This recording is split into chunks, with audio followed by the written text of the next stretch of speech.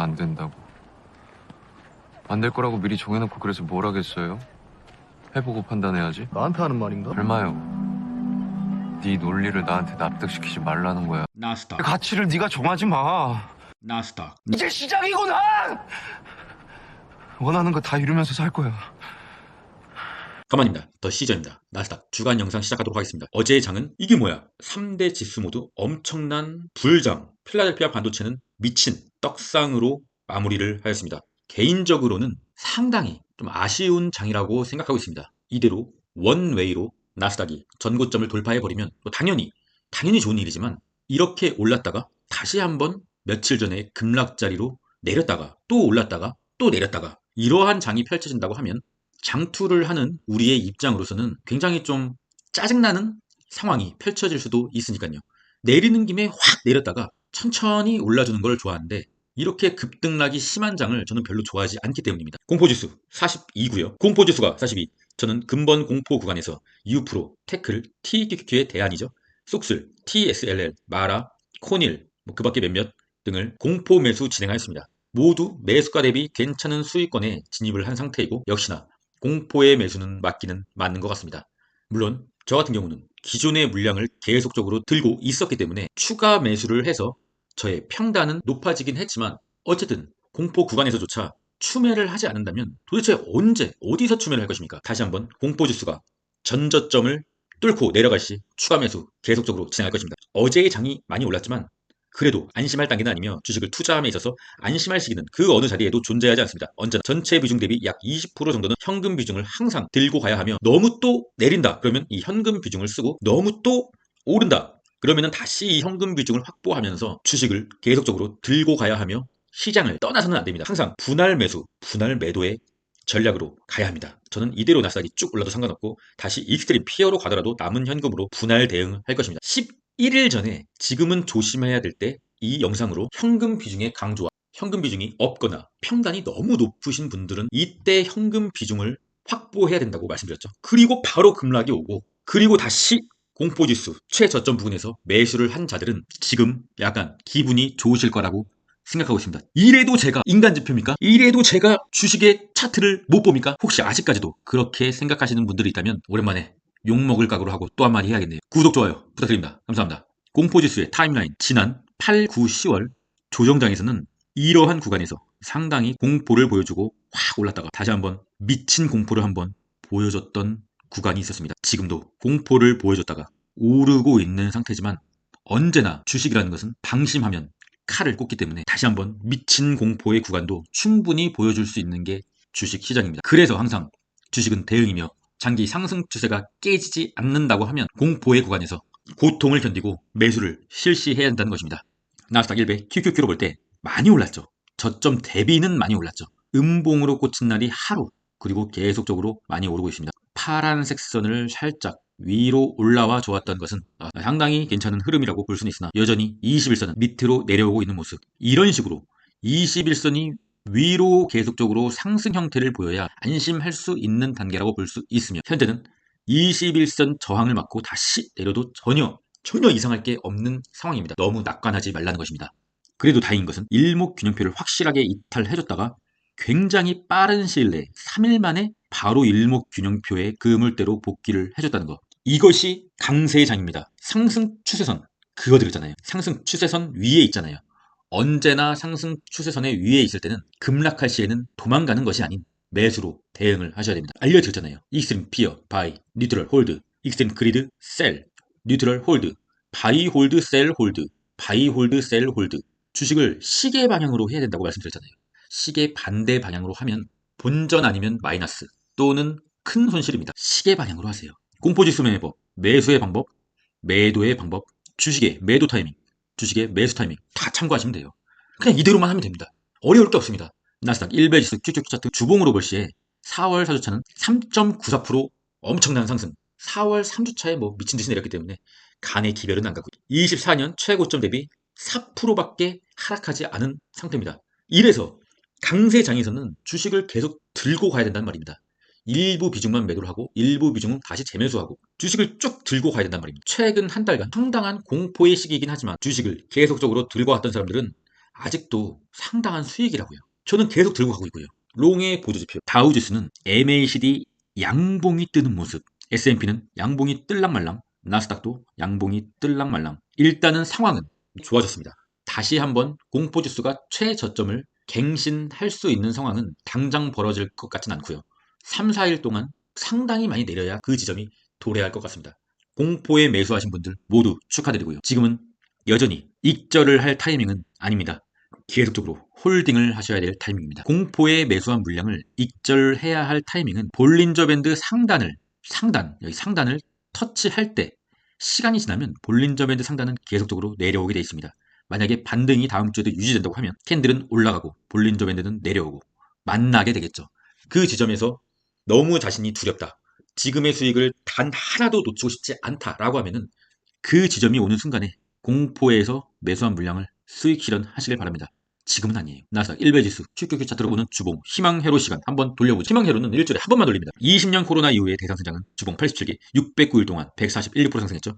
현재 주봉 68개 475일 동안 59% 상승 중. 뭐죠? 80%더 상승해야죠. 80%더 상승하기 전까지는 모든 매도는 하지 않습니다. 올 매도는 하지 않습니다. 기업연세 주간 동향입니다. 먼저 금요일 4월 26일 일간 수매수는 테슬라가 또 1위예요. 나 테슬라. 여러분, 주식이 뭐 테슬라밖에 없습니까? 왜 이렇게 테슬라만 사는 거예요? 그러니까 금요일에 테슬라가 또 내렸잖아요. 인텔 상당히 추세적으로 좋지 않은 개별주죠. 상당히 또 인텔에 몰리더라고요. 근데 급락하고 있는 종목을 사는 것은 장기적으로 올라갈 거라고 예상하는 지수 ETF나 지수 레버리지 ETF를 사는 거예요. 개별주가 엄청나게 급락하고 있을 때 많은 비중을 실는 것은 상당히 위험한 행동입니다. 개별주니까요. 상당히 신중을 기하면서 사야 됩니다. 개별주는. 인텔은 전 사지 않을 것입니다. 주간 수매수, 월간 수매수, 테슬라. 테슬라는 갈 길이 아직 머네요. 이렇게 개미가 엄청나게 사는데 쉽지 않을 것 같습니다. 다음 주 어닝 발표. 다시 한번 굵직굵직한 기업들의 어닝 발표가 예정되어 있고요. 보라색 네모칸으로 표시해드린 것은 주요하게 봐야 될 기업들을 표시해드렸습니다. 본인이 갖고 있는 종목들의 어닝 스케줄을 참고하시길 바라겠습니다. 다음 주 주요일정입니다. 29일 장전에 온세미 컨덕터 실적이 있고요. 쏙술의 주요 구성 종목 4월 30일 화요일 유럽 CPI 예비치 발표 있고요. 장후에 아마존 AMD 실적 발표가 있습니다. 5월 1일은 근로자의 날이라서 한국이 휴장하고요. 중국과 홍콩도 휴장을 하고 있네요. 장후에 퀄컴의 실적 발표가 있고요. 5월 2일은 FOMC 회의가 있습니다. 상당히 중요한 회의고요. 중국은 또 휴장을 하네요. 중국은 금요일까지 휴장하네요. 그리고 장후에 애플과 코인베이스 실적 발표가 있습니다. 개인적으로 코인베이스는 일단 실적까지는 무조건 들고 가야 한다고 보고 있습니다. 푸드옵션 0.83, 제가 항상 강조드리고 있죠. 0.80 밑으로 내려오면은 강세의 장이고 0.80 위로 올라가게 되면은 강세의 장이 아니다. 환율 추가했습니다. 환율은 확실히 추세선을 이탈을 해줘야 되는데 굉장히 좀 버티고 있는 모습. 그래서 아직은 안심할 때는 아니다 라고 말씀드리고 있는 것입니다. WTI 국제유가 어쨌든 5일선을 타고 올라가다가 21선의 저항을 맞고 떨어지는 모습. 이러한 상황이 다음 주 나스닥에서도 나올 수가 있습니다. 캔들이 계속적으로 올라가다가 지지부진하다가 21선을 강하게 이탈한다. 그렇다고 하면 다시 한번 올라도 21선이 저항이 된다. 왜냐? 21선에서 던지는 물량이 많기 때문입니다. 현재 나스닥과 국제유가의 차트가 비슷해요. 다음 주에 나스닥이 21선을 돌파하려다가 맞고 떨어지는 날이 분명히 올 수가 있을 것 같습니다. 그렇다고 해서 뭐 도망갈 건 아니고요. 골드와 실버의 차트 급등을 보이다가 21선을 맞고 다시 오르고 있는 모습. 실버도 똑같고요. 전형적인 추세를 유지하는 차트의 모습이죠. 골드와 실버의 숏을 치실 분들은 21선을 확실히 이탈할 때 그때 쳐야 됩니다. 지금은 골드와 실버의 숏을 들 때가 아니다. 그리고 나스닥도 안심할 때가 아니다. USB, CFD, 나스닥, 일봉 파란색 선을 돌파를 하면서 일봉이 마무리가 됐다. 상당히 유의미한 의미를 갖고 있는 날이죠. 파란색 선을, 이 강하게 들어온 파란색 선을 이탈을 했다가 바로 복귀해주고 급등. 이때도 파란색 선을 이탈을 했다가 바로 복귀를 해주지 못하고 급락.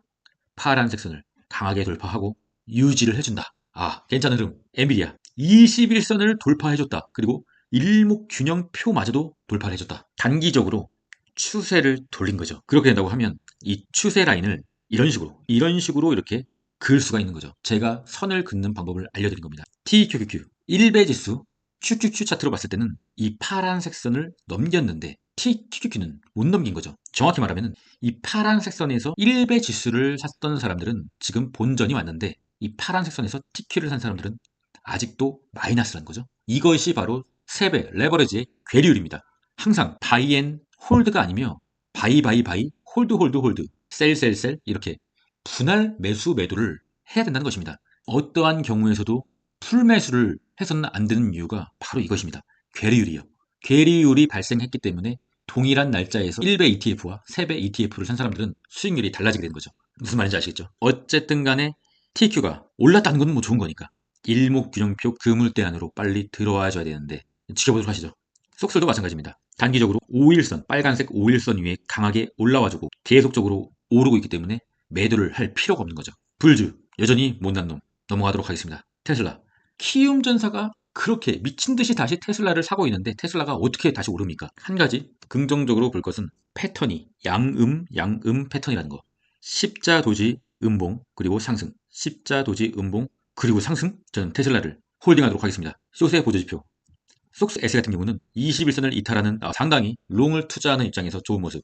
SQQQ는 21선을 이탈하지는 못했지만 어쨌든 내려주는 좋은 모습. 주봉 차트로 봤을 때 나스닥은 현재까지 어쨌든 상승의 흐름이거든요. 이러한 나스닥 주봉 상승 추세에서는 숏을 사고 계속적으로 홀딩을 해서는 안 돼요. 숏은 항상 단타로만 대응을 해야 됩니다. 이때 속스 S를 타이밍 좋게 굉장히 낮은 상황에서 잘 산 사람들도 계속적으로 홀딩을 했으면 아무리 잘 산 사람들도 지금 본전이거나 어쩌면 마이너스가 된 사람들도 있습니다.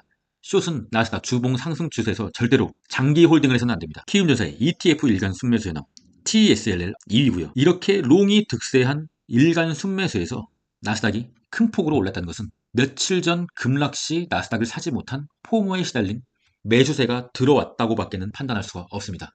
완벽하게 나스닥이 다시 강세, 초강세의 흐름으로 전환됐다고는 아직 판단하긴 이르며 현재는 그냥 이러한 상황이다. 우리는 홀딩을 한다. 더 내리면 더 산다. 어디 한번 내려봐라. 끝까지 간다. 이런 마인드를 장착하셔야 될 타이밍인 것 같습니다. 코인의 공포지수 67이고요. 코인베이스 200, 코인일의 차트 설레발을 긋는 하락 추세선을 긋자마자 다시 급등해주는 모습. 코인베이스도 어쨌든 간에 나스닥에 상장되어 있는 회사이기 때문에 나스닥의 상승에 같이 동참을 해준 것 같습니다. 다음 주 목요일에 코인베이스 실적 발표가 있는데 그때까지는 한번 지속적으로 홀딩을 해보도록 하겠습니다. 말하는 매도를 했는데 다시 좀 좋아진 모습. 21선을 돌리는 흐름이 나오면 21선을 돌리고 21선을 위로 돌리고 다시 한번 적절한 자리를 주면은 마라를 다시 한번 매수 관점으로 보도록 하겠습니다. 비트코인 소비연수 계속적으로 내려주고 있는 모습, 비트코인의 4시간봉 일목균형표를 이탈해주는 모습 상당히 좋지가 않은 모습입니다. 그래도 여전히 파란색 상승 추세선은 지켜주고 있는 모습. 다시 한번 파란색 상승 추세까지 비트코인이 내린다. 매수의 관점으로 보고 있습니다. 이더리움도 마찬가지고요.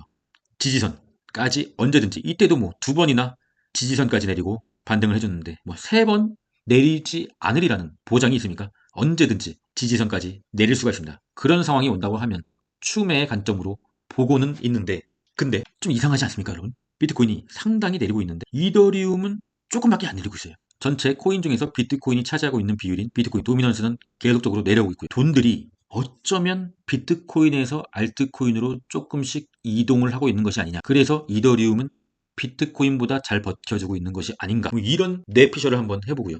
더 시저스 멤버십 시온시오님 시저스 장교 감사드립니다.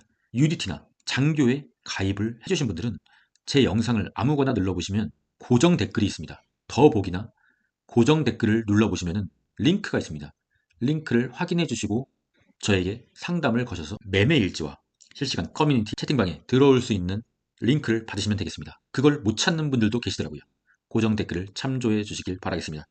허성경님 시저스 정규군으로 업그레이드 감사드리며 커피 잘 마시도록 하겠습니다. 감사합니다.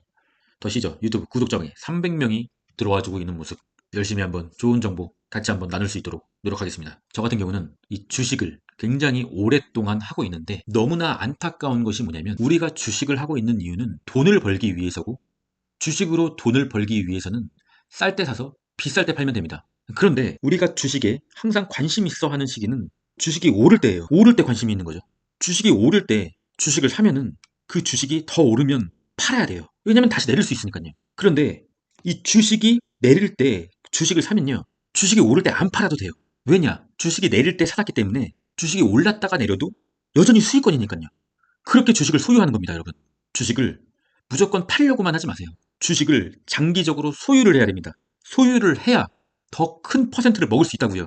그러한 것을 더 시저 멤버십에서 계속 귀가 찢어지도록 말하고 있습니다. 제발 주식을 거꾸로 하지 마시길 바랍니다. 더 시저와 함께 주식을 정방향으로 하는 습관을 들이셔야 됩니다. 주식을 원투데이 할 거 아니잖아요. 주식은 어차피 평생 해야 됩니다. 그런데 옳은 방법으로 하게 되면 단기적으로는 그 방법이 틀릴 수는 있어도 장기적으로는 그 방법이 맞을 수밖에 없습니다. 그게 제가 주식을 생각하는 자세이며 결론입니다. 60년간 S&P 토탈 리턴 롱은 길고 숏은 짧다. 롱은 길고 숏은 짧다.